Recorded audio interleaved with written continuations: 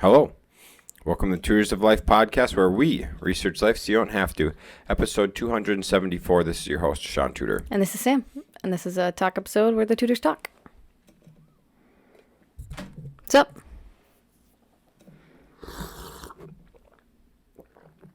That was really gross. I hope they could hear that. Oh, they definitely could hear that. So, drinking water. Mm-hmm. Obviously. It's good for you. See you drink, take a drink. See you drink, take a drink. Rasta Runner would do that. Mm-hmm. See you drink, take a drink. Hey, did you see Dana's thing? Mm-mm. Dana's doing a fitness seminar, for her. Cool. Yeah, so it's like a whole weekend. You can sign up for the whole weekend for $3,000. But you get like a private dinner on Friday night with Rob and Dana and a handful of other people. And then there's seminars on Saturday. The regular ticket, I think, is like $500 or maybe it's $300.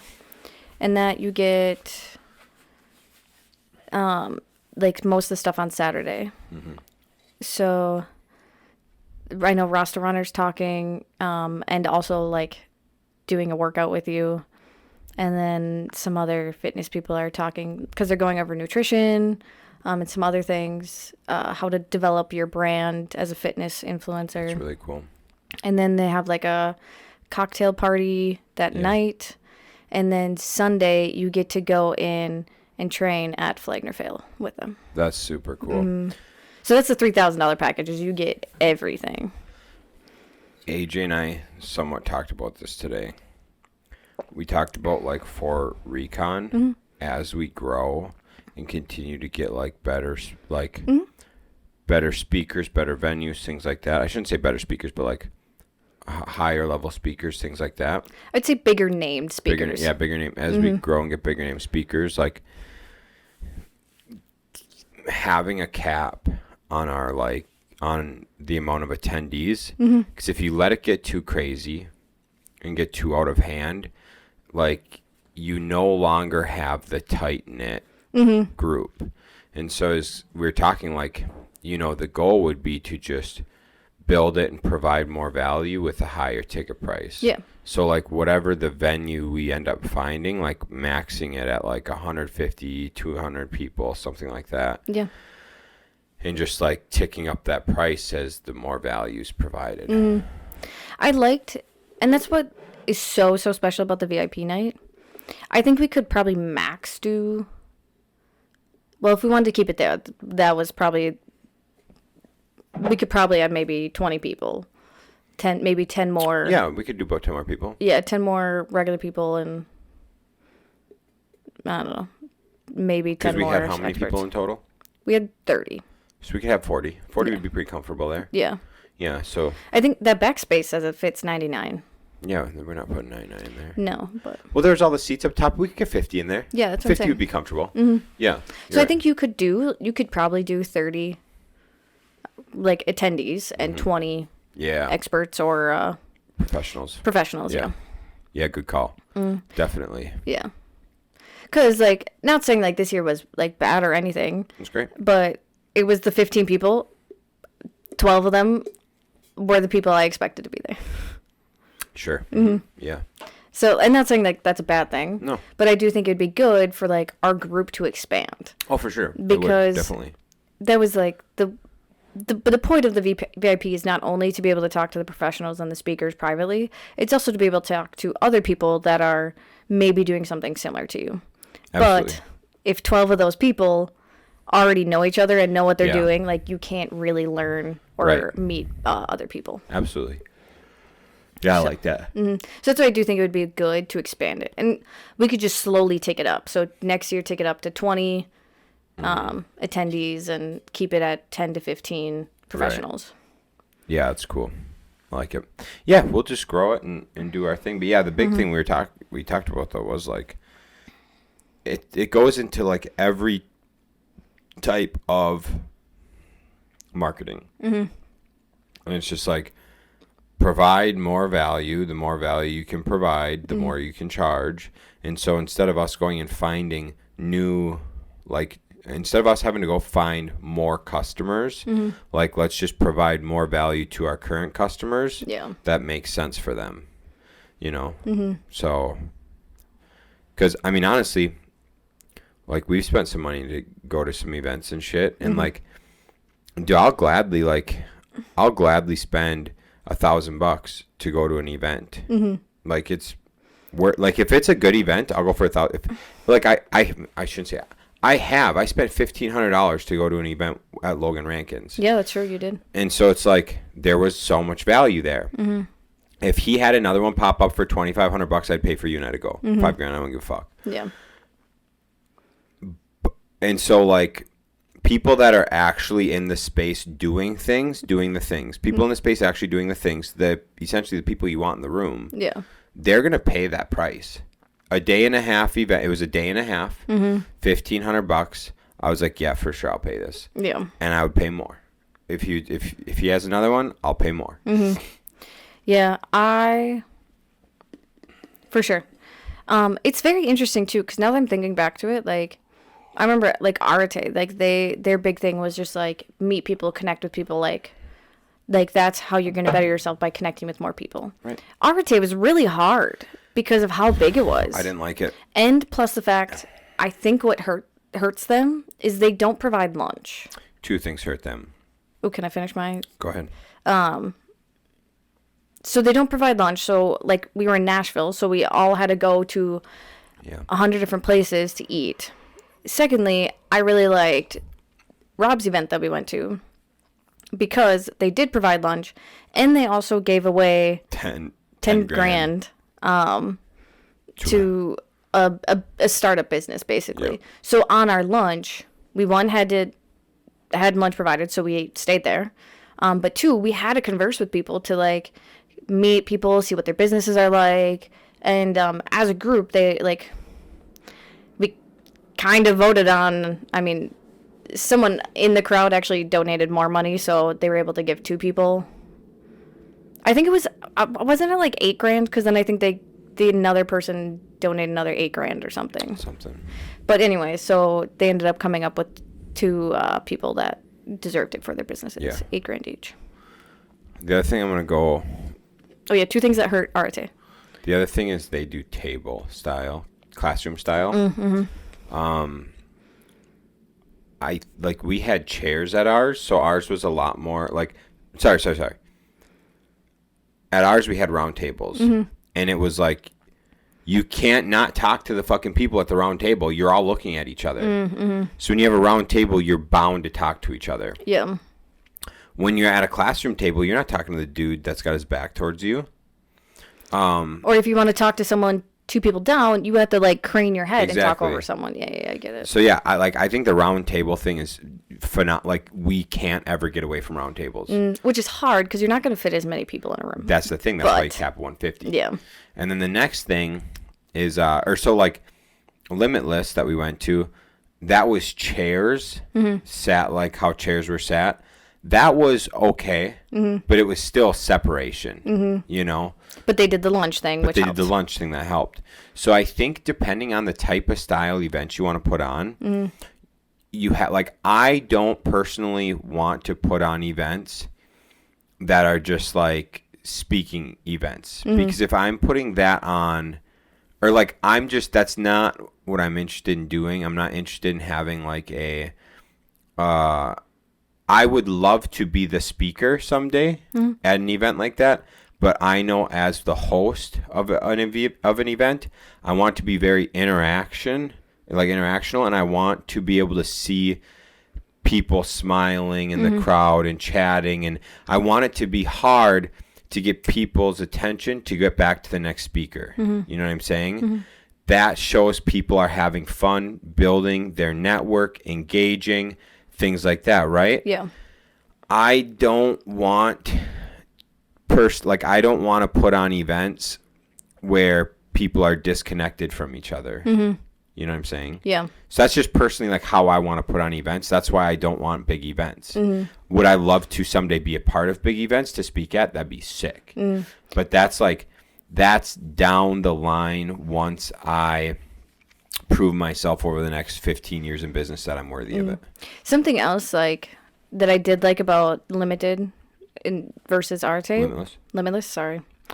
Was you could pay extra, which we did. I think it was like $100 extra to do the cocktail party the night before. Truth. So they did a cocktail party the night before. That was fucking genius. It was beautiful. So all the speakers were there for that, and plus some actually, because Sean Whalen was there. Bro, hold on. Keep going.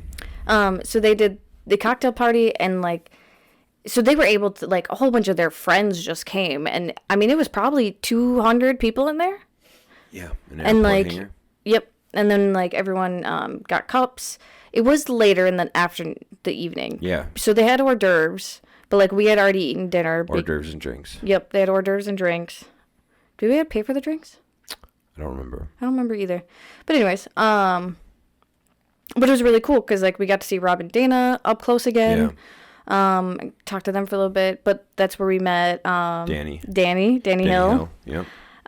We saw some of the guys that we met in Vegas for Rob's other... George Bryan. We chatted with George for fucking 45 minutes. Yeah. We got to chat with Matt Vincent. Hang out and chat with Matt Vincent. Yep. So that was the night before, and then it was the event, and they did their VIP thing that night. Yeah. You know what was also nice about that event?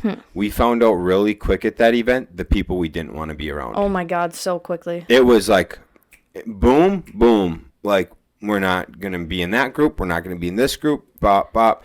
Chatted with a few people. Found the one dude we resonated with, and we hung out with Danny most of the night, and then we popped smoke. But we talked to a couple of other people, because remember we talked to that young couple that I think they had a baby on the way? Yeah. She was pregnant, but they just had started like his like machine shop business. Yes. And then there was the attorney, the was it the lady that was loved Wes Watson?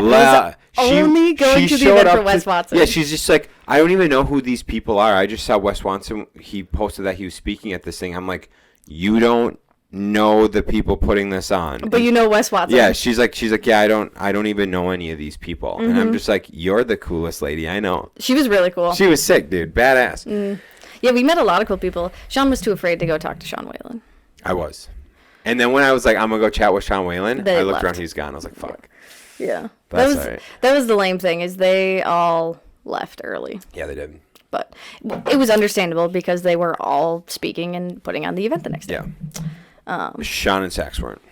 No, they weren't. They didn't go to the event. It was cool because like we got to chat with like Matt Vincent the night before. So then the next day after we saw him speak, we got to go up to him and like, hey man, thank you. It was really good. Did a great job and shit and whatever. So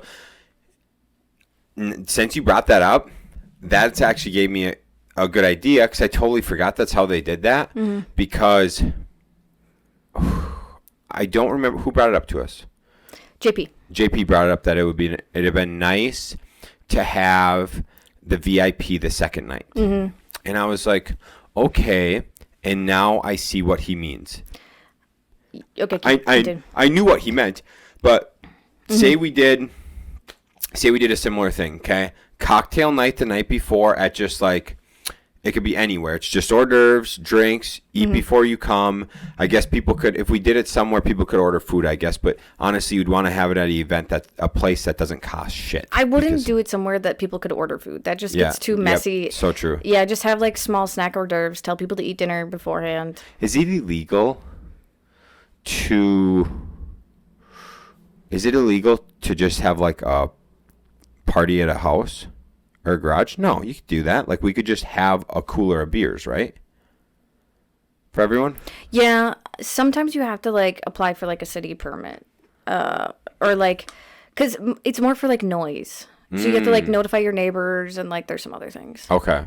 I think. Yeah, cause what I was thinking about is like I was just thinking anyone we know with like a warehouse space.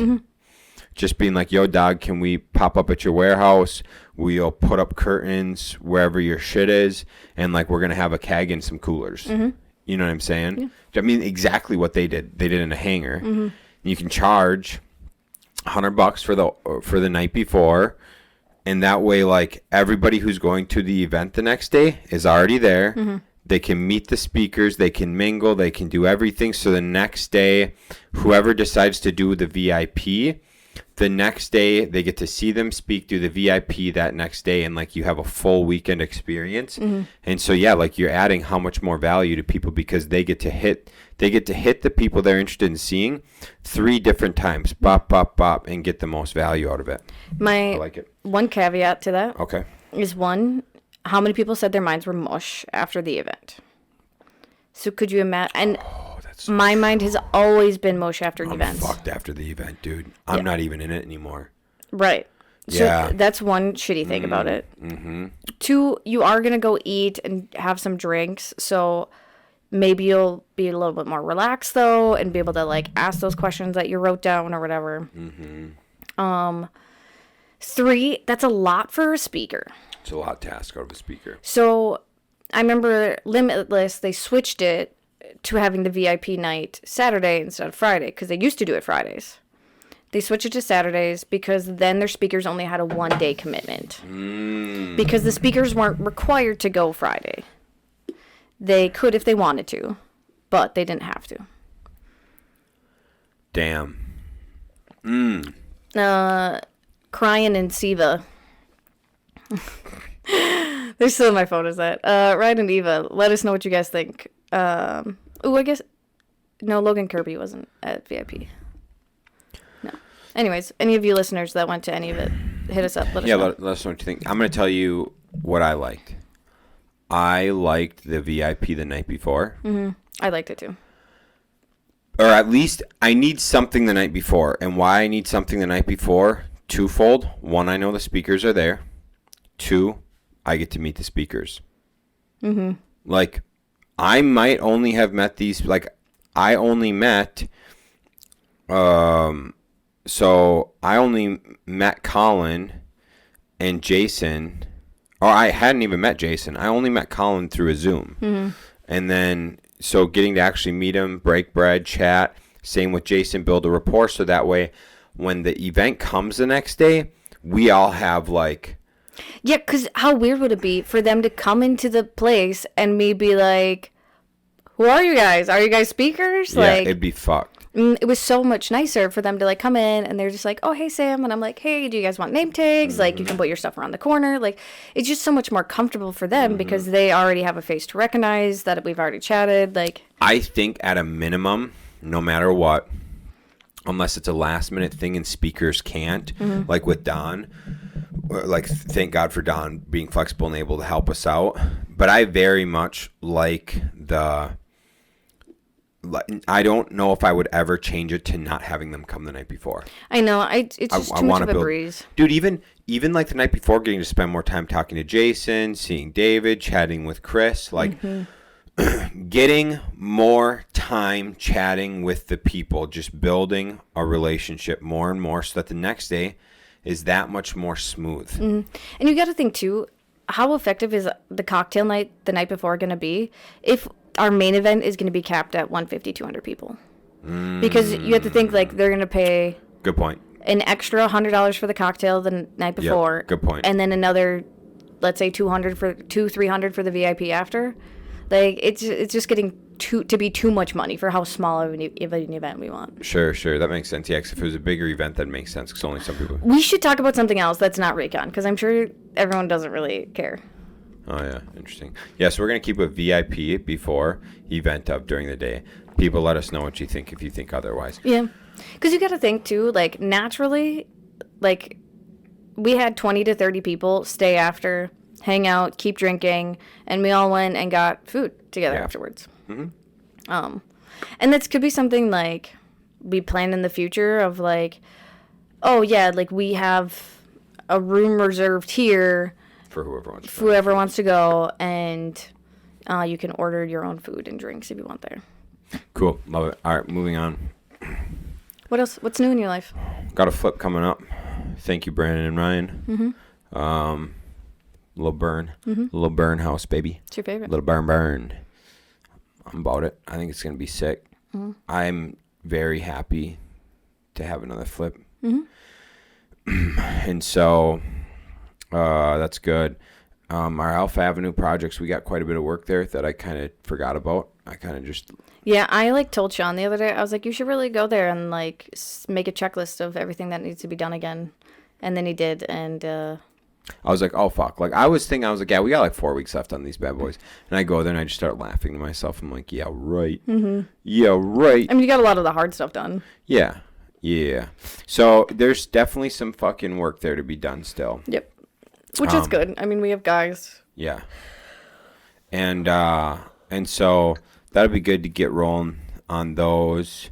Bellevue's wrapping up pretty nicely, That's TBH. Good. Let's see here. Bink, bink, bink. Shaun, what's the biggest news of the timing of this episode coming out? This episode comes out Friday. Yeah, well, you're done at your job. Yeah. And you'll be working with us. Full time. Yeah. Mm-hmm. And it's also the day after our anniversary. Sure. That I've got big plans. Do you? Huge. It sounds like it. You're going to be blown away. I'm sure I will. I will let you guys know on Monday. Monday's not for talking, babe. I will let you know a week from now. Yeah, I mean, we're recording this on Tuesday, so my last day is tomorrow. You getting me a gift? Yeah. Do you have it picked out already? Mm-hmm. Do you really? Mm-hmm. Is it on the way? Or did you buy it already? I have to go get it yet. You gotta go get it? Mm-hmm. I've known what I'm going to get you for 2 months now. Really? Yep. Does it go in line with, like, what is the... Yes, it does. Okay. Mm-hmm. Is it custom? No. Okay. I thought of getting you a custom thing. That'd be pretty fun. Mm-hmm. And I didn't do it because it's just fucking stupid. Did you just forget? Did I forget? Yeah. What do you mean, did I forget? Did you forget that our anniversary was coming up because you were so distracted by REI-CON, and then you looked at it and you're like, fuck, I can't get it in time. Yeah. Yeah, dude. That's exactly what happened. And so, but... Wait, can I tell you what I was originally going to get you Yeah. and I changed my mind? Uh-huh. Because I'm curious if we were going to get similar things. Yeah. Probably not, actually. Okay. I wanted to get, it was this cotton map of the world. Yeah, yeah. And you could put safety pins Okay. of where you've traveled. And, like, you could customize, like, the saying at the top. So we could have put, like, the Tudors travel or something. Yeah. And then at the bottom, you could put, like, boxes. So then you could put, like, the different colored pins for what the boxes mean. That's cool. Mm-hmm. That's cool. So you're getting me something cotton. Yeah. That's what the theme is. Anna? You didn't know that, did you? I did know that. Did you? Do you want to know what I thought about getting you? What? A pair of cotton undies with my face on the front that says, ride this. And that has an arrow to my mustache. I am so upset that you didn't get that. Right. That's what I'm saying. Like, you would have loved that. Thrilled. Yeah. So anyways, that's what I thought would be pretty cool. Mm-hmm. So wait, did you get me something or not yet? No. Definitely not. Are you going to get it Thursday? No, I'm going to get it tomorrow. Oh, okay, cool. Do you know why I'm going to get it tomorrow? Because I work with you on Thursday? No, because it's on my to-do list. My priorities. Is it? Yeah. Look at you. Hey. I never have time or free, so I'm going to go get it when you're at class. Mm-hmm. Where are you getting it from? Not telling you. Damn. Okay. Mm-hmm. Okay. When did you, like, think about the fact that you should get me something? Today. Yeah, today. Because I was like, hold on. Okay, hold on. Hold on. So Valentine's Day hits, right? And I'm like, holy fuck. I need to get us dinner scheduled, right? Mm-hmm. So I got us dinner scheduled. I'm like, I got to write a card. Okay? And I got to, like, so I'm, like, putting together, like, a card and stuff. And I was like, wait, what accompanies a card, you stupid fuck? A gift. Mm-hmm. And so today I'm like, God, you dumbass. Like, a card, like, what goes with the card? So we're supposed to go on vacation the last week of March. Okay. Right? Sure. Do you not want to? Oh, no, it's up to you. Do you want to? I'm down. If I planned everything and booked everything and just didn't tell Shaun, he would have no fucking clue that we are going anywhere. No, but you want to know what? I'm ready for the adventure, babe. That's good. And I'd tag along. I should just not tell you where we're going, what we're doing, and then just tell you when we're leaving. I'll pack all your clothes for you because you suck at packing anyways. That's it, babe. Yep. Okay. That's it. Done deal. Okay, hold on. You don't care where we go? I don't give a fuck. Is it gonna be out of the country? Probably. Okay.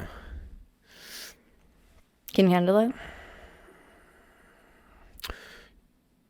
Mm-hmm. Okay. You're acting like you can't. No, out of the country's fine. Okay. I'm cautious to be 20 plus hours away. We're not going to Singapore. Okay. Give me hour frame. How far of a flight? Somewhere in Europe. All right, I'm in, dude. Okay. 100% in. I just want to make sure if shit goes sideways, because I don't trust our government, we can get back in a reasonable time. In a reasonable time. Yeah. That's it. That's the only thing. You can literally pick anywhere in Europe. I'm in, dude. Yeah, I figured for both of, because we wanted to do a couple different adventures this year. So yeah, they'll both be in Europe. I'm in. Okay. Cool. Done deal. Sweet. I'm gonna do some research on the one. The one we were talking about was Italy, but they were talking about Italy's been having some earthquakes and they're afraid one of their volcanoes is gonna go off soon. So, that might be cleared up in a month though. Yeah, I'm hesitant about that one, so we'll see. Yeah. There's other places we could go. I have 2 places in mind. Okay. No. I have a lot of different options. Damn. Yeah. Okay. Yeah. I'm excited. Okay. Cool. You not gonna tell me? No. All right. So cool. All right. Are you curious at all? No. But if we have to rent a car, if we're renting a car, and you don't consult me, I'll be quite not happy. No, that's fine. I was planning on having us do train because I just like the trains. Okay, cool. It's fine. I'm just saying if we were going to do the tour, the castle tour, the 26 castles through the Black Forest, and we didn't, and you weren't like, hey, Shaun, what car do you want me to rent? Got it. Because you're going to be driving for 4 days, I'd be like, no. If we have to get a car, what kind of car would you want? I would let it be a manual, obviously. It's obviously manual. I'm going to say we're either going to do a Porsche, Audi, BMW, most likely, or Mercedes. What money am I using for this? Wait, we don't need to discuss that on the account. On the podcast. Okay, cool. We have a bunch of different accounts, which we've talked about on here, so I didn't know what of the million savings accounts we have I should be using. That's actually such a good question. I don't know which one I'd let you use. Exactly. Because I'd need access to it. Mm-hmm. Are my names on any of those? Couple. I think I'm going to call Travis at Sterling and tell him I need my own login. Yeah. We won't use that one. Well, I know, but for like the business accounts, because if I ever get locked out and it's just like, we're going to text that'd be Shaun smart. Tudor. That'd be really smart. Yeah. Yeah. That one we wouldn't. I'm sorry, guys. This cannot be an interesting episode. Yeah. Now you got me thinking, dude. Money spread too far in too many different areas. I always do like mental jujitsu. I'm like, where the fuck is my money? And like, you know what I'm saying? Shaun freaked me out for a couple months because he didn't tell me that he was opening up these other savings accounts. But it was because like the bankers we used for like our construction projects, like a lot of them are just like, hey, like, you can open a savings account here for your personal money. So Shaun did it, but didn't tell me. So like our main savings account is on Ally. And all of a sudden, like 3/4 of our money was gone. And I was just like, okay, it's fine. Everything's fine. I'm sure you put it in a logical place. And he just didn't tell me that he was doing this. I love it, dude. Nothing like panic. It was great. I finally, like, after like 2 months of it just not being there, I finally asked him. I was just like, so where did our money go? Because I think it was around the same time that you bought Elf. So I was just like, maybe he used it for a down payment of the project. I did use some of it for that. Yeah. Yeah, we got to sell shit. I need money back. Anyways. I highly suggest, guys, if you have a spending problem I highly suggest getting like one, an Ally savings account. That's probably the best one you could do. But two, also having like another one that you only have a savings account at that you just forget about.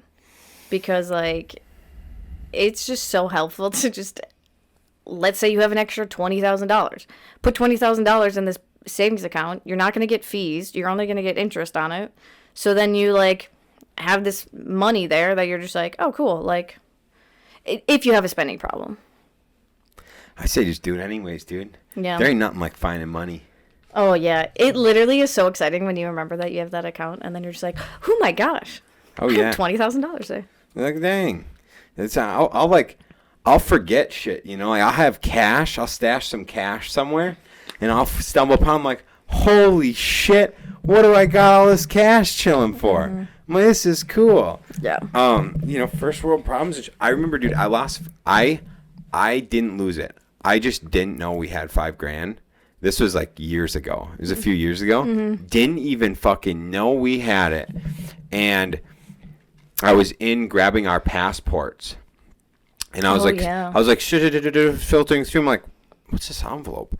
It says on it, open it, $5,000. I'm like, what the fuck? I'm like, babe, we're rich. I'm like, shit. I didn't even know we had this. Mm-hmm. So it is. I do like not having our like main savings on our like personal bank account, like our main bank account, just because like I feel like we're broke all the time, dude. We're like, why do we bear, like, how are we surviving? Yeah, like, all we the are time. fucking broke. This is ridiculous. And then you log into the other accounts, like, whoa, where'd that come from? Okay, we're cool. But it puts you, oh my God, guys, if you haven't, read Richest Man in Babylon. You have to read it. I'm only like 2.5 chapters in, and it is so good. So good. But one of the main things is if you pay yourself first, so let's say you make $100 and you pay yourself $10 out of that, stash it away for like future investments or like to put it towards something that'll make you money, basically. Literally just taking that 10% out, you're still going to be able to survive and do everything, and it just magically happens. Like, oh, you have $90 now instead of $100, but you make it work. You don't get the chicken nuggets that you don't actually need. Instead, you get, you know, something probably healthier, because most of the time healthier food is cheaper. Or you start going to Aldi instead of Festival. Like, you're able to figure out ways to survive if you keep your living costs down. For sure. Mm-hmm. And this is the fucking biggest thing in the game. If you are unable to save money when you're making nothing, like when I was in when I was in college, mm-hmm. No, fuck it, we'll go back to high school. When I was in high school, I graduated high school with over $4,000 in the bank. I had a Mazda RX-8 that I had a loan on. It was like $5,000, mm-hmm. whatever. But I had a paid-off pickup truck. I had tools. I had shit. A little over $4,000 in the bank. And went to school, and I wanted to focus on just school. Mm-hmm. Well, I noticed pretty fast that $4,000 ran away from me. Yeah. And I was like, this is stupid. So I got a job, and from then, so for the next few years, I was making anywhere from $12,000 to $20,000 for the next 3 years. I had a savings account pretty big, to the point where I had people borrowing money from me that were not in school, full-grown adults, mm-hmm. borrowing money from me when I was in school, and I was making $12,000 to $20,000 a year. Mm-hmm. Okay. Then when Ryan and I started our business, I still had a savings account, and I made $5,600 my first year. I still had a savings account. Mm-hmm. Next year, savings account was growing more because we made like, I don't know, like $12,000. I made like $12,000 that next year, mm-hmm. and so my savings account was growing. You have to think too. Like, we went to Asia. We went to Asia during it. Like we both. I mean, it was $3,000 each for us to go on this 18 18, 20-day trip. 21 days. 21-day trip for $3,000. Whatever the fuck. Doesn't matter. Yeah. And we were able to do that with me working. It was pretty much full time. I think I was working 32 hours at the time. Going to school full time. And you running the group homes. And we went. I remember we both brought $500 each. Was it okay, I was gonna say I remember it being like $1,000. So yeah, $1,000 total. $500 each, and we didn't spend it all. We came home with like. I think half of it, didn't we? No, we came home with like a little over 100 something each. I think I had $150 left, and you had like close to $200 left. So yeah, close to half. So yeah, but this is what I'm getting at. If you are not capable of saving when you make shit, you will not save when you make a lot. Mm-hmm. I know many people. I know multiple people who make six figures and don't save a fucking dollar. Mm-hmm. They don't have a goddamn dollar to their name, and they're just eyeballs to debt. I know people that make dick that would blow you away with their bank accounts because they've done nothing but save and save, and then they invest and save and invest and save and invest. And these people that have only made 30 to 40 grand a year have an infinite amount more net worth than the people I know making 150. Yeah. Because the people I know making 150 have a negative net worth. Anywho. It's very interesting too, because like you learn how to spend right. So like, yeah, I got a lot of stuff behind us right now. Do you want to know how much of this stuff I paid full price for? Zero. Oh, the bookcases. The bookcases would be the only thing. Yeah. Which actually, I think this one we used your credit card rewards on. Mm-hmm. So we actually got it for kind of free. Yeah. But yeah, none of this. Singapore Lego set up there, we did pay full price. But we sold the other one. We didn't pay full price. Were they like buy one, get one free or something? No, the Singapore Lego set. They mispriced it at Shields. We went and bought it before it was even released. Yep. They put it on the shelves before it was released. We bought them. Bought two. Yep. Listed one on eBay, sent it for $30 more the next day. Mm-hmm. That's right. Yep. But yeah, I mean, like, I refuse to pay full price for anything. So, like, all these Funko things that I've gotten, like, I've been able to get them through my work for, cheaper. But, like, I'm probably not going to buy anymore. Like, I'm not going to buy them at full price. Right. Hell no. It's the difference in that, dude. And, like, it took me a few years before I started, like, buying some nicer stuff at full price. I used to not buy clothes even to this day, I rarely ever buy clothes at full price. Yeah, we always make sure there's like some kind of sale or coupon going on. It's pretty much like, dude, if I'm going to get something, it's Eddie Bauer during their spring or fall sale. Yeah. I really don't ever spend full price on shit. It's just not, but people do. People do it all the time. People go buy the brand new cars to do it. Anyways, Richest Man in Babylon, my favorite book. I've listened to it so many times. It is the fucking simplest concept in the world. At a minimum, you always pay yourself first. This is the same thing as the book Profit First. You pay yourself at a minimum 10% before you do anything else with your money.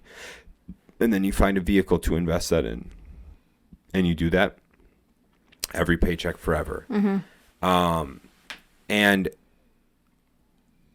through the process of discipline, you're able to increase that. So you're able to increase that 10 to 20 to 30 to 40 to 50%, whatever, of savings.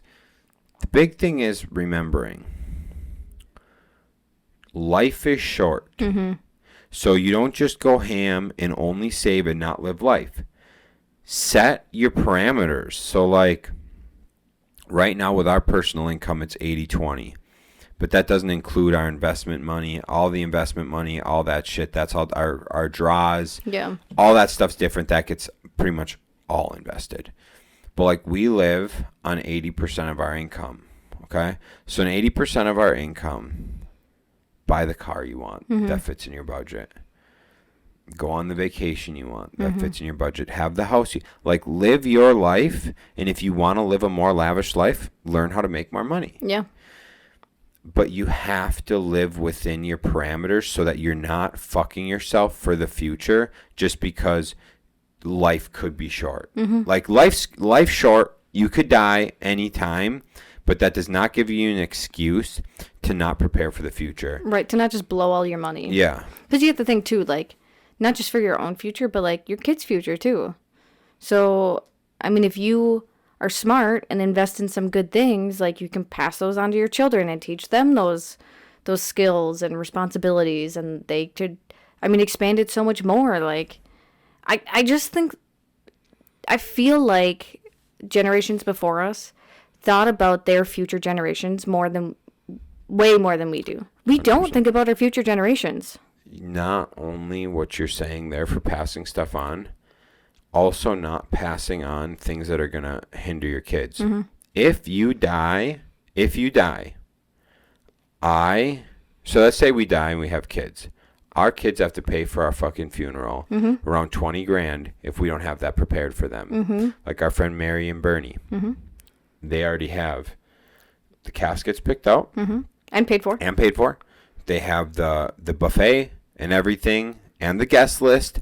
They have everything. Picked out. So if they pass away, their kids who are grieving don't have to do it. Don't have to come out of pocket to pay for their shit. Don't have to worry about planning it. They just show up because Bernie and Mary, are thinking about their kids.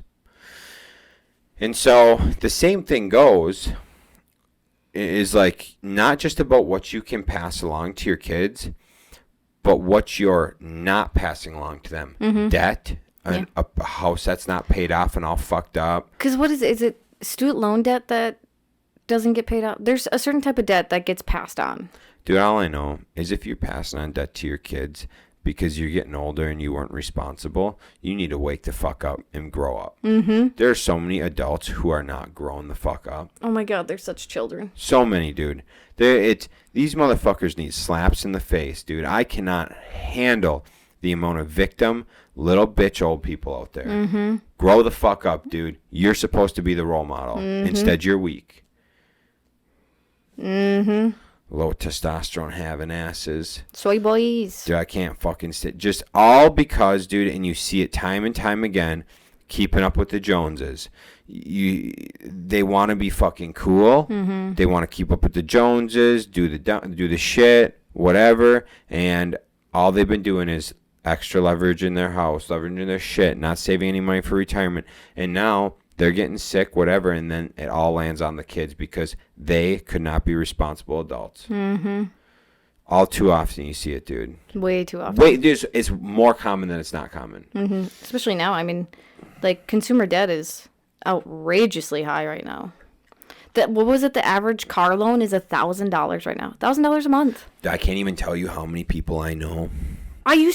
My first 2 cars totaled $1,000 in what I paid. My first 2 cars. Yeah.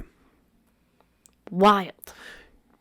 I know many people in their 40s and their 50s who don't have dick and have just been going through life thinking they're cool, doing whatever the fuck they're doing, driving the new pickup trucks, buying the fancy house, going on the vacations, buying the fucking silver jeans, the buckle shit, all that stuff to be cool and hip and whatever. And I'm like, you're 50 years old. You've got negative fucking net worth. Oh, I got a 401k. Yeah, cool, dog. You couldn't even take your 401k out and pay off your fucking debt. Real cool, bro. You got a 401k that couldn't even pay off your fucking debt. Negative net worth having asses. I ran all goddamn day on this. Was that Colin that talked about the story of his coworker with the 1,000-day? Yeah, I had 1,000 days till he retires. He had a counter on his desk. Yep. That's the most miserable shit I've ever fucking seen in my life. Oh, I'm combining stories. There was another story I saw somewhere else that the person was like counting down until they retired, and they were gonna like use their IRA or whatever they've made like after they retired, and they ended up passing away before they could retire. And it's just like, what good did that IRA do you then? I know that we work a lot. We do a lot of shit. And we should probably enjoy life a little more. All right. We do things we enjoy while we're young and able. To just slave away, be a slave to your job, be a slave to Netflix and shit, right? And just be a slave to the bar and just go through life just waiting till you're 65 to retire. No, dog.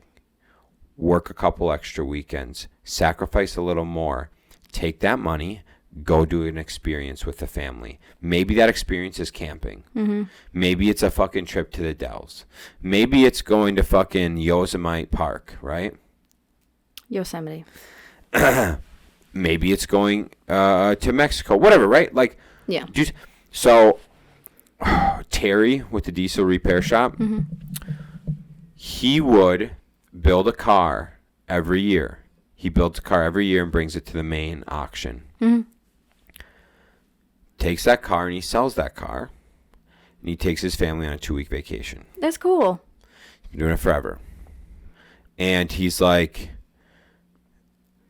it's worth the extra time I spend in the shop getting this done because I take my family with all the profits, which is usually a good amount of money, and we go have a very nice vacation where it's just us, fuck everyone.